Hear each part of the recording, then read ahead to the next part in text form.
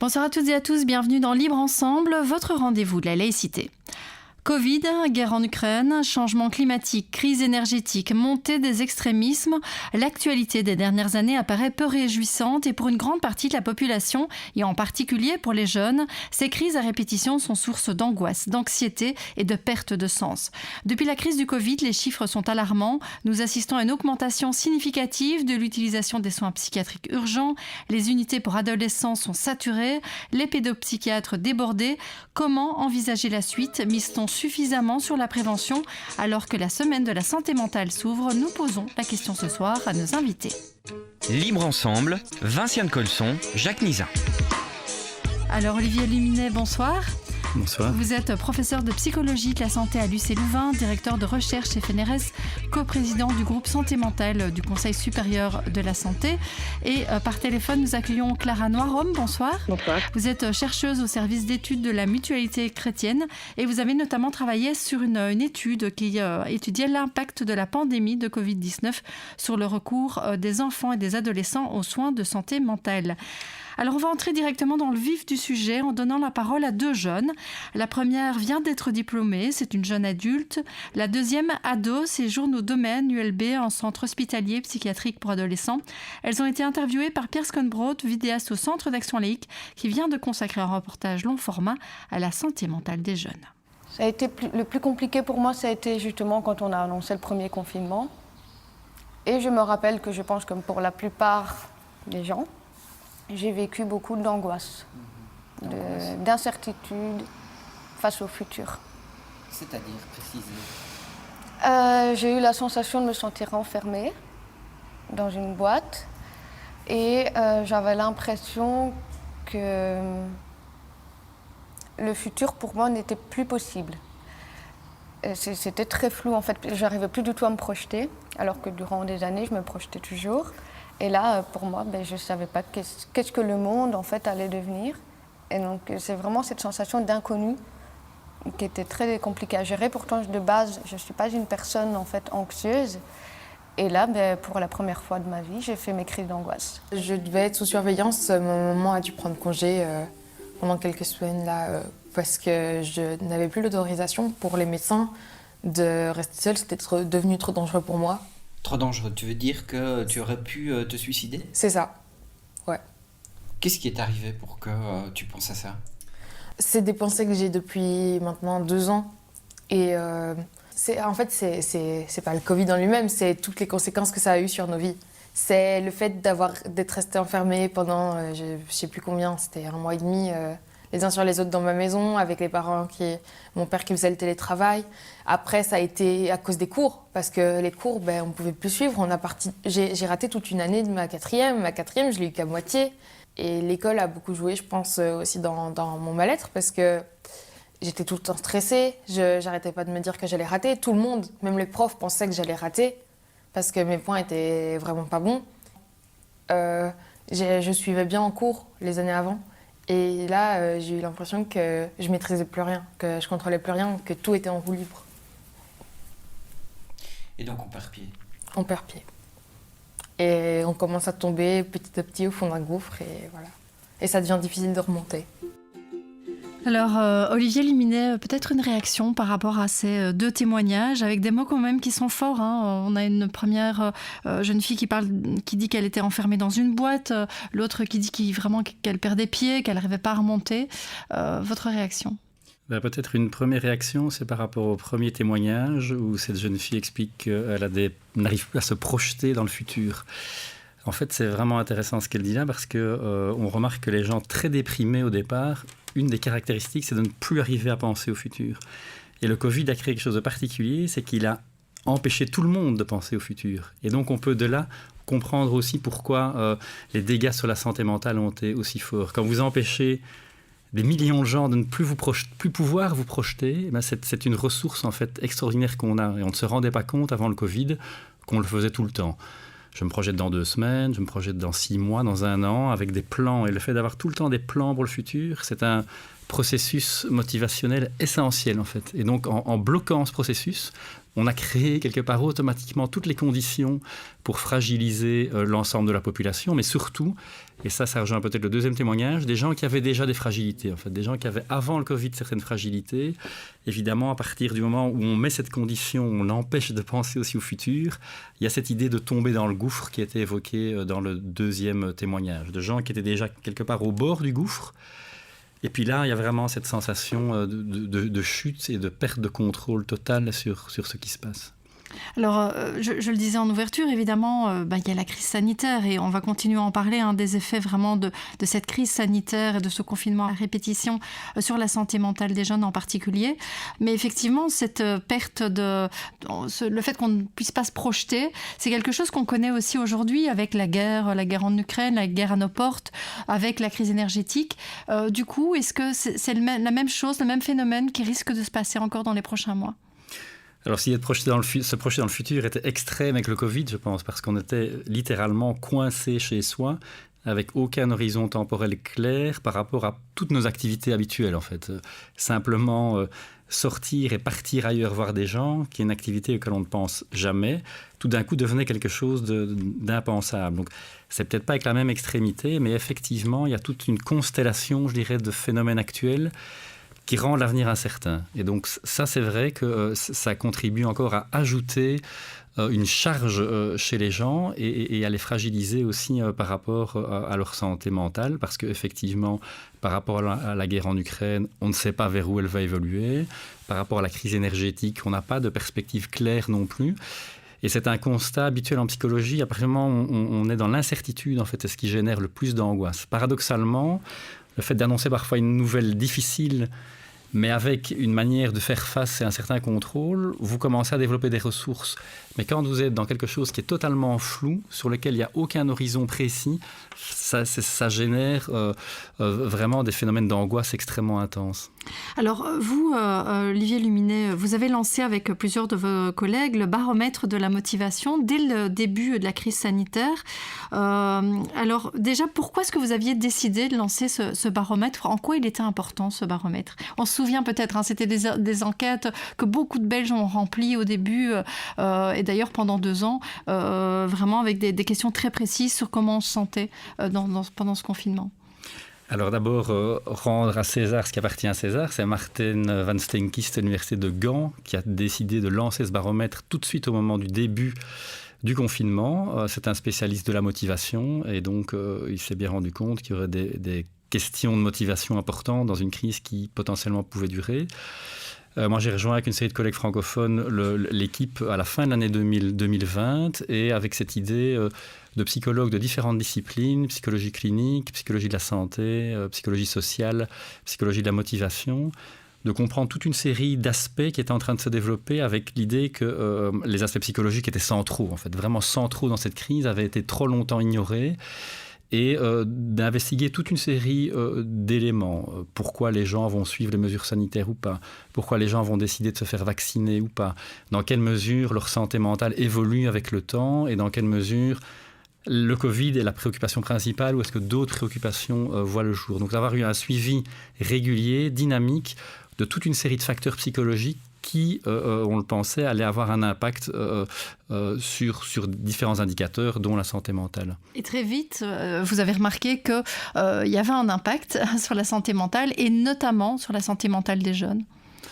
Oui, donc ça, je dirais assez rapidement, on a pu voir des phénomènes de baisse de motivation et des phénomènes aussi d'augmentation de certains paramètres effectivement de santé mentale.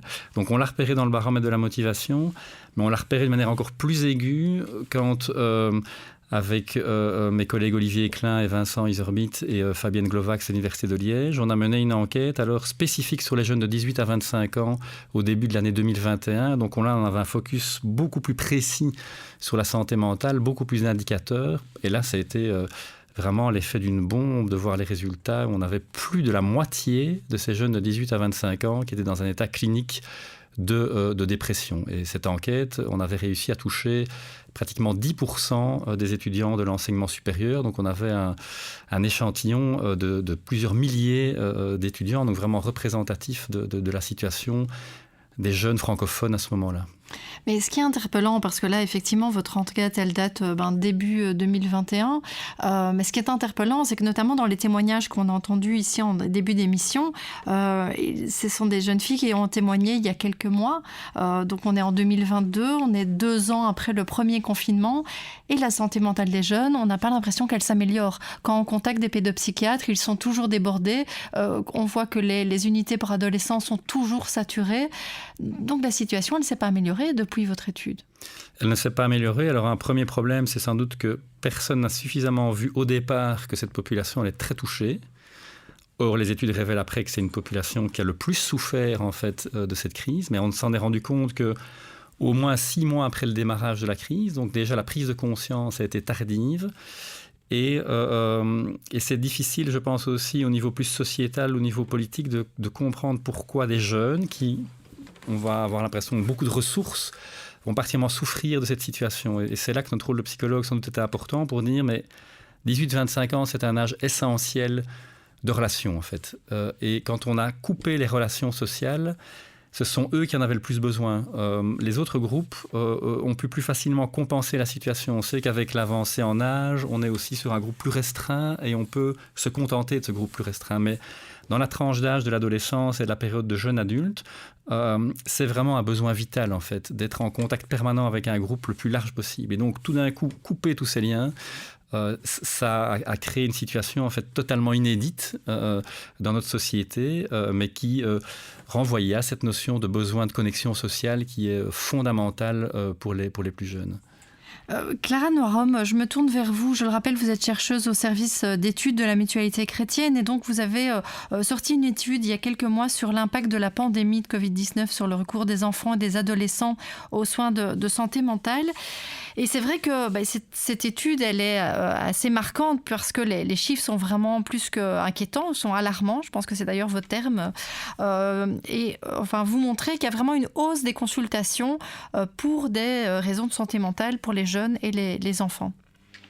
Oui, donc dans cette étude donc, on a publié en effet en décembre 2021, on a d'abord fait en fait un état des lieux vraiment de l'offre et puis du coup on voulait vraiment regarder quelle était l'utilisation et on a pu observer des changements qui étaient directement liés en fait aux conséquences du Covid-19 sur les soins de santé mentale des enfants et des adolescents. Et en fait, on a observé, c'est ça qui est déjà marquant, vraiment une grande sous-utilisation des soins de santé mentale remboursés, qui était particulièrement marquée au 2e trimestre de 2020, donc qui correspond au confinement, et donc qui prouve que toute une série de patients qui en avaient potentiellement besoin n'a pas eu accès aux soins, malgré l'introduction des téléconsultations, qui était une solution louable, mais qui n'était pas suffisante. Et au vu du coup des signaux d'alarme, on en a parlé encore beaucoup aujourd'hui, qui sont lancés par les professionnels de terrain quant à l'augmentation de la détresse psychologique des enfants, cette sous-utilisation et le report des soins qu'elle signale, elle pourrait vraiment avoir des conséquences désastreuses. On le disait déjà en 2021, quand on a publié cette étude, et on constatait déjà à l'époque, en effet, que pour 2021, après la baisse d'utilisation des soins qui avait été observée en 2020, il y avait vraiment la courbe remontait dans tous les indicateurs. Aujourd'hui, on a mis ces chiffres à jour et en effet, c'est alarmant. Le nombre d'enfants qui bénéficient d'un suivi psychothérapeutique augmente, le nombre de consultations augmente, l'occupation des lits dans les services psychiatriques des hôpitaux généraux et dans les hôpitaux psychiatriques augmente, les interventions urgentes augmentent et le recours aux antidépresseurs chez les enfants augmente. Mais oui, parce que c'est un des éléments aussi qui apparaît dans votre étude, c'est vraiment la hausse de l'utilisation de médicaments antipsychotiques et antidépresseurs pour des enfants, des jeunes enfants d'ailleurs aussi. Donc là, il y a vraiment aussi une hausse de la consommation médicamenteuse, j'ai envie de dire. Oui, donc c'est surtout pour les antidépresseurs que c'est marqué en 2021. On observe que non seulement il y a plus d'enfants qui consomment, mais ils consomment aussi plus de médicaments en moyenne. Donc il y a plus de médicaments qui sont prescrits, donc c'est en effet inquiétant. Avec néanmoins une disparité, on le voit dans votre étude, entre les différents publics. On voit que les publics, par exemple, plus précarisés, ont une consommation médicamenteuse plus importante que les autres. Tout à fait. Donc, non seulement médicamenteuses, mais aussi, en fait, tout ce qu'on va considérer comme des soins plus lourds. Donc, les hospitalisations et les soins urgents sont, en effet, plus utilisés par les populations précaires. Et donc, ça pose vraiment la question des besoins en soins et de l'importance de la prévention et qui actuellement n'est pas encore rendu assez accessible puisque les prestations chez le psychiatre et chez le psychologue en comparaison sont beaucoup moins utilisées par ces publics. Donc ça c'est vraiment interpellant de voir que alors que il y a un besoin clair chez les enfants qui se trouvent dans des situations de précarité économique. Malgré tout, ils ont très peu accès aux soins préventifs. Alors du coup, je me tourne vers vous, Olivier Luminet, pour réagir sur cette question de la prévention. La prévention, pour vous, c'est toujours aujourd'hui, après 2 ans de Covid, le parent pauvre de la santé, et de la santé mentale aussi. Oui, je dirais malheureusement, parce qu'en fait, si on observe la séquence, donc un temps retard avant de se rendre compte des effets sur l'ensemble de la population et particulièrement sur les jeunes. Et maintenant, des tentatives de rattrapage, je dirais, en termes d'intervention curative, qui sont effectivement essentielles. Hein. On voit ces files d'attente qui s'allongent, et donc le fait d'avoir pu engager des psychologues aide effectivement à en partie faire face à cet afflux.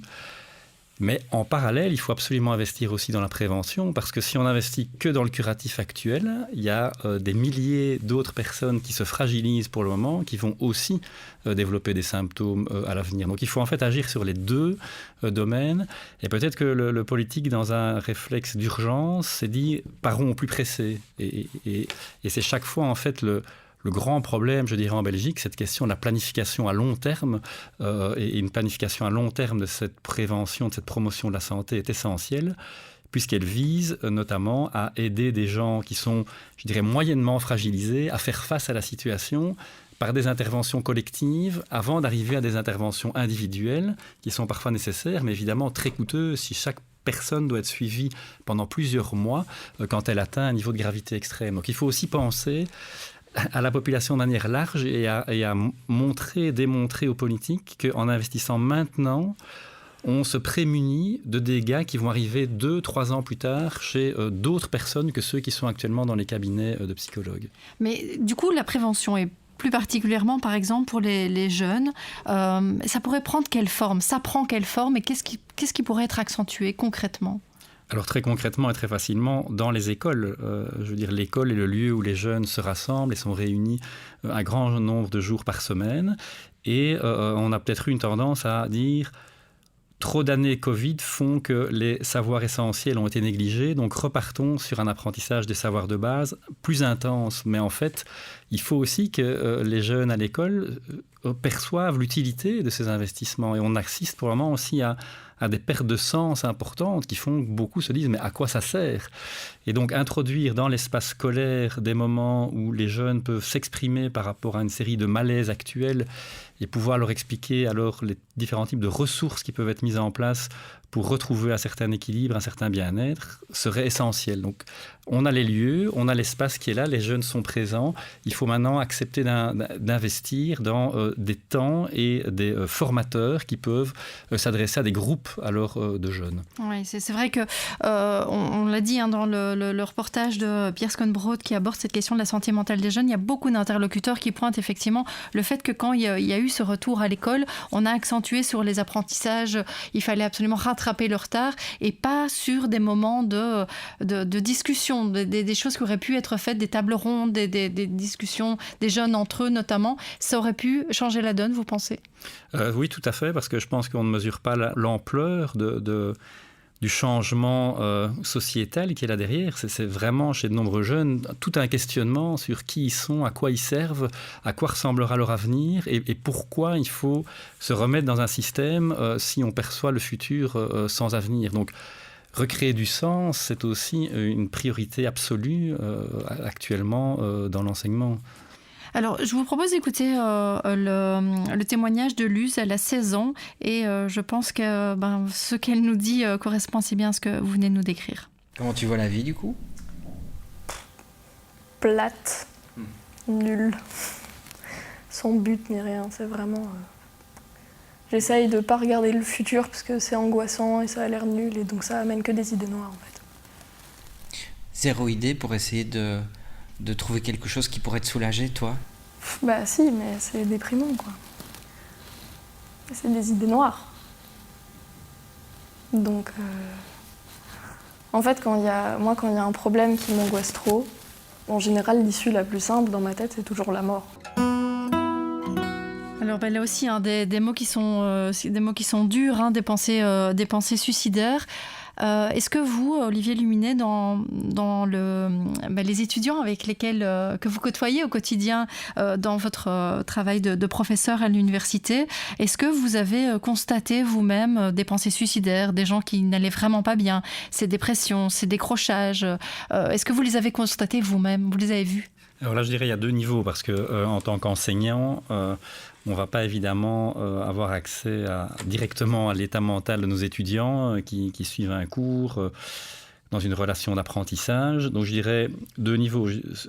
Sur les enquêtes qu'on a menées sur un grand nombre d'étudiants au printemps 2021, à l'été 2021, là on était vraiment interpellés par les témoignages ouverts. On leur permettait de s'exprimer librement avec des états de désespoir extrêmement forts, et aussi pour revenir sur les questions de pensée suicidaire et aussi d'automutilation, par exemple, qui est un symptôme très grave en fait en termes de santé mentale. On avait des chiffres qui étaient vraiment extrêmement alarmants, qui étaient nettement plus élevés qu'avant. Donc là, on avait dans des endroits, je dirais, où de manière plus anonyme, des jeunes peuvent s'exprimer. Ils exprimaient ouvertement leur désarroi. Au niveau de ce qu'on peut observer, nous, comme enseignants, on a évidemment accès qu'à une partie des éléments, mais ce qui est certain, c'est que, en tout cas, en termes de présence au cours, elle est en baisse très très forte. En termes de présentation d'examen aussi, en termes de rendre son mémoire en fin de cycle aussi. Et donc tous ces éléments-là sont des éléments indirects, je dirais, d'une situation où il y a problème et vraisemblablement problème de motivation, d'intérêt pour pouvoir assister de manière régulière à leur cursus. Donc c'est aussi cette observation-là, je pense que tous mes collègues font aussi pour le moment, de jeunes qui disparaissent en fait de nos radars, on ne les voit plus. Et c'est ceux en fait qui sont les mieux outillés, qui peuvent rester présents. Notre interlocutrice juste avant, Madame Noiron, expliquait bien, c'est les publics les plus précarisés qui ont le moins accès en fait aux aides qui sont les plus importantes. Et donc c'est vraisemblablement aussi de ce côté-là qu'on a perdu un grand nombre d'étudiants. Et donc c'est ça aussi qui fait peur, c'est que comment retrouver ces publics qui ont le plus besoin en fait de cette aide psychologique. Oui, vous dites ils sont où? Ça veut dire qu'ils ne sont pas revenus au cours, ils ont disparu, ils ne sont pas venus aux examens, donc vous ne savez pas où ils sont. Oui, c'est ça, parce que l'étudiant s'inscrit par exemple en deuxième session, début juillet, il est inscrit, il a encore la possibilité de se désinscrire, donc quelque part c'est encore une petite trace, je décide de me désinscrire parce que je ne suis pas prêt. Mais il y a ceux qui se sont inscrits et qui ne viennent pas à l'examen sans se désinscrire. Eux, ils sont vraiment sortis du radar. C'est-à-dire qu'ils ne se manifestent même plus. C'est le moment venu de l'examen. J'ai eu à plusieurs reprises des examens aussi écrits où les étudiants... J'ai ma liste d'étudiants et j'attends et je ne les vois pas. Donc ça veut dire qu'ils n'indiquent même pas leur absence, ce qui a toute une série de conséquences pratiques aussi pour le cursus futur. Donc ça a des conséquences négatives. Simplement déjà dire « je ne viendrai pas » nous les signale et nous permet de les maintenir, je dirais, quand même dans le cursus et avec un contact direct. Ceux qui ne manifestent même pas le fait qu'ils ne présenteront pas l'examen, c'est vraiment ceux qui sortent de cette ligne-là et qui sont de moins en moins atteignables. Alors, tout à l'heure, on a parlé de ce baromètre de la motivation. Ce baromètre, il a cessé d'être financé. Ça veut dire quoi? Ça veut dire que tout va mieux et que ça va aller les prochaines années, et donc plus besoin d'installer ce baromètre? Ou ça veut tout simplement dire que le politique n'a pas pris la mesure de la situation? Alors effectivement, je me demande ce qui se passe ici. Donc alors, il va encore avoir au moins une mesure et peut-être deux. Donc d'ici le mois d'octobre, on va lancer encore une prise de mesure. Mais sur la fin de budget qui nous ont été alloués il y a 2 ans. En fait. Donc on est vraiment sur la fin. Ce qui nous inquiète un petit peu, c'est que dans toutes nos propositions de continuer et d'en faire un instrument pérenne, je dirais, on ne sent pas... une véritable volonté politique d'investissement à ce niveau-là. Et donc, Là, de nouveau, c'est ce problème de prospective. Ce baromètre permet d'avoir une idée très précise de l'état de la santé mentale de la population, de suivre l'impact de toute une série d'événements extérieurs et donc de pouvoir offrir aussi des politiques plus adaptées par rapport à la situation existante. Et donc ce manque de monitoring de la situation de la santé mentale en Belgique est évidemment très inquiétante parce que si vous n'avez pas un monitoring de la situation, vous ne savez pas non plus comment agir. Il faut d'abord avoir les données, que ces données soient accessibles par le plus grand nombre possible de gens, avec des mesures précises, pour ensuite se dire voilà l'état aujourd'hui à l'automne 2022 de la situation de la santé mentale en Belgique, en fonction des catégories d'âge, en fonction de toute une série d'autres paramètres. Et une fois qu'on a ces informations-là, on peut se dire, voilà les groupes à risque, voilà les groupes qui nécessitent une intervention particulière, et mettons les efforts à cet endroit-là. Et ça permettrait d'avoir une politique bien ajustée aux besoins exacts. Donc pour nous, effectivement, une très grande déception que malgré l'impact que ce baromètre de la motivation a eu dans la population, et chez le politique aussi, qui a reçu de manière très positive en expliquant qu'ils le suivaient de près, qu'ils s'en inspiraient pour leur politique, de ne pas avoir une volonté de pérenniser ce genre d'instrument qui a pourtant été largement plébiscité par le personnel politique, en fait. Comme s'il n'y avait pas de suivi, en fait. Oui. Mais alors, ce qui est aussi interpellant, c'est que, et c'est peut-être un des points positifs de la crise sanitaire, c'est que même si on voit qu'il y a beaucoup de choses qui vont mal, que les services sont saturés, on n'a peut-être jamais autant parlé de santé mentale, et peut-être en particulier de santé mentale des jeunes. Et il y a encore beaucoup de stéréotypes autour de cette question. Alors, je vais vous faire réagir à ça, mais on va d'abord écouter Sam. Elle a 16 ans et elle nous parle notamment de cette question des stéréotypes autour de la santé mentale. Il y a un moment où moi, ma mère de me traîner dans la baignoire comme ça, et mon père il me disait mais t'es dégueulasse, tu sais pas prendre une douche, tu te fous de ma gueule, prendre une douche ça demande pas d'effort et tout. Et j'étais en mode pour moi en fait ça demande des efforts et tout. Mes grands-parents c'est pareil aussi, quand ils ont été voir à l'hôpital ils m'ont sorti un truc du genre mais t'as rien à faire ici, c'est pour les fous. Parce que je sais pas, ils ont une vision que si tu vas à l'hôpital, c'est vraiment pour être enchaîné et tout. Et si t'as pas besoin d'être enchaîné, t'as pas besoin de l'hôpital. Et c'est un travail pour soi-même aussi. Enfin, je sais pas. Il y a aussi un grand rabaissement. Je sais qu'il y a de plus en plus d'adultes qui essayent surtout des mamans, j'ai remarqué, qui essayent de comprendre et tout, l'hypersensibilité et du coup les troubles mentaux. Mais il y a eu vraiment un gros rabaissement avec le confinement. C'est pas assez, c'est pas bien, faut faire plus, pas assez rapide, pas assez comme ci, pas assez comme ça. Alors on entend Sam qui dit voilà, ses grands-parents lui disaient les hôpitaux psychiatriques c'est pour les fous. Est-ce que vous pensez quand même que cette image de les problèmes de santé mentale c'est de la folie, c'est les fous, ça ne nous concerne pas, cette image-là elle a quand même été un peu cassée par la crise sanitaire? Alors je pense qu'elle a certainement évolué et que le grand public a pu avoir une mesure aussi plus précise de toutes les actions que des psychologues peuvent mener par rapport à cette santé mentale, en dehors de l'aspect intervention qui était déjà connu sans doute, d'abord en montrant que ça concerne beaucoup de monde, donc ça n'est pas juste les fous comme on pouvait penser à un moment donné, mais que beaucoup de gens étaient touchés. Et je pense qu'on a pu montrer aussi l'importance aussi du travail des psychologues, justement en termes de prévention et de tout ce qui existe comme formation, tout ce qui existe comme modèle explicatif qui permettent d'assurer une bonne prévention de la santé sur le long terme. Donc, le travail que les psychologues peuvent fournir a été mieux compris certainement à l'issue de cette crise. Mais malheureusement, effectivement, il y a aussi toute une série de tabous qui restent. Alors, ce que je trouve positif, c'est qu'au niveau des médias, l'accueil était en général très positif dans de nombreux médias, et qu'au niveau du politique, je sens aussi une prise de conscience dans l'ensemble des partis politiques. Mais ce qui est intéressant, c'est que je pense que c'est quelques personnes qui ont été sensibilisées par cette question, soit peut-être par leurs études, soit peut-être parce qu'ils ont été confrontés chez leurs proches, dans leur famille, à quelqu'un qui a vraiment décroché au niveau de la santé mentale. Et donc, ce qui n'est pas encore atteint, c'est une perception globale, en fait, de cette importance. Elle émerge dans plusieurs domaines. On sent des sensibilités. Je sens de plus en plus de journalistes sensibles à cette question, de plus en plus de politiques sensibles à cette question, mais pas encore au point de dire que ça doit devenir une véritable préoccupation première, parce que il y va de l'avenir de notre société aussi, de prendre en compte cette santé mentale. Et ce niveau-là n'est pas encore suffisamment perçu. Ouais, et surtout face aux crises qui nous attendent ou qu'on est déjà en train de vivre, on l'a dit au début, ça va être compliqué à ce niveau-là. Merci en tout cas beaucoup, Monsieur Luminet. Donc je rappelle, vous êtes... professeur de psychologie de la santé à l'UC Louvain, directeur de recherche FNRS et coprésident du groupe santé mentale du Conseil supérieur de la santé. Je remercie également Clara Noirom par téléphone, donc chercheuse au service d'études de la mutualité chrétienne. Et alors, je vous invite, si vous voulez poursuivre cette réflexion, à assister le 11 octobre à la Vénerie à Watermal-Boisfort à la projection du film Tout va s'arranger ou pas, donc de Piers Combrot, dont les témoignages que l'on a entendus étaient issus.